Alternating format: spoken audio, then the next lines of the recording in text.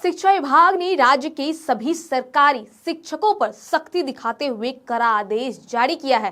सरकार के इस आदेश को नजरअंदाज करना शिक्षकों को भारी पड़ सकता है, क्योंकि नियमों का पालन न करने पर जनवरी महीने का वेतन रोक दिया जाएगा।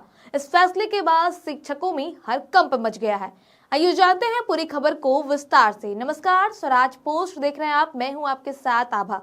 बिहार सरकार ने शिक्षा विभाग में जवाबदेही को और मजबूत करने के लिए एक अहम फैसला लिया है। अब राज्य के सभी सरकारी विद्यालयों में कार्यरत शिक्षकों को अपनी चल अचल संपत्ति के साथ साथ कर्ज एवं अन्य वित्तीय दायित्वों की पूरी जानकारी विभाग को देना अनिवार्य होगा। इस आदेश की सबसे सख्त शर्त यह है कि जो शिक्षक तय सीमा के अंदर अपना विवरण जमा नहीं करेंगे, उनका जनवरी माह का वेतन रोक दिया जाएगा। शिक्षा विभाग ने साफ कर दिया है कि यह नियम किसी खास वर्ग तक सीमित नहीं है, बल्कि सभी सरकारी शिक्षकों पर समान रूप से लागू होगा।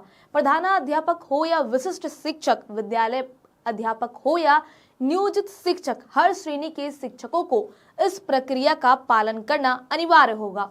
विभाग का कहना है कि किसी पद या स्तर के शिक्षक को इस अनिवार्य व्यवस्था से छूट नहीं दी जाएगी। यह निर्णय बिहार प्रशासनिक सुधार मिशन सोसाइटी के दिशा निर्देश के अनुरूप लिया गया है। सोसाइटी ने राज्य के समूह क, ख और ग में शामिल सभी अधिकारियों और कर्मचारियों को हर साल अपनी संपत्ति का ब्यौरा अनिवार्य रूप से देने का निर्देश दिया गया है। चूंकि सरकारी शिक्षक भी इन्हीं वर्गों में आते हैं, इसलिए शिक्षा विभाग ने इस व्यवस्था को सख्ती से लागू करने का फैसला किया है। सरकार का मानना है कि इस कदम से प्रशासनिक व्यवस्था में पारदर्शिता बढ़ेगी और भ्रष्टाचार की संभावनाओं पर प्रभावी अंकुश लगाया जा सकेगा।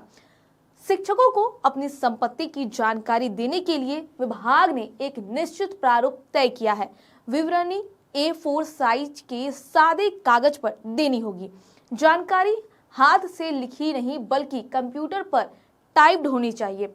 संबंधित दस्तावेजों के साथ यह पूरी जानकारी कुल 3 पन्नों में जमा करनी होगी। प्रत्येक पृष्ठ के निचले हिस्से में शिक्षक का सिग्नेचर होना अनिवार्य होगा। बिना सिग्नेचर के दस्तावेज को अमान्य माना जाएगा। शिक्षकों को 31 दिसंबर की स्थिति के आधार पर अपनी संपत्ति का विवरण तैयार करना होगा। शिक्षकों को अपनी सारी चल संपत्ति जैसे नगद, पैसे, बैंक में जमा रकम, गाड़ी, गहने आदि की जानकारी देना होगा। साथ ही अंचल संपत्ति यानी कि जमीन, मकान या फ्लैट का भी पूरा ब्यौरा देना जरूरी होगा।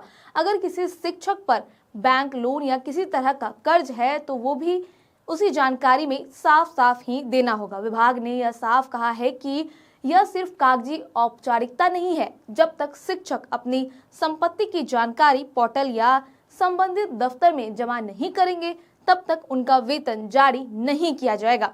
अब देखने वाली बात होगी कि क्या शिक्षक 31 दिसंबर तक अपनी जितनी भी जानकारी है वो शिक्षा विभाग को दे पाते हैं या नहीं, या शिक्षा विभाग फिर कुछ एक्शन लेता है। बहरहाल आपकी इस खबर पर क्या राय है, हमें कमेंट करके जरूर बताएं।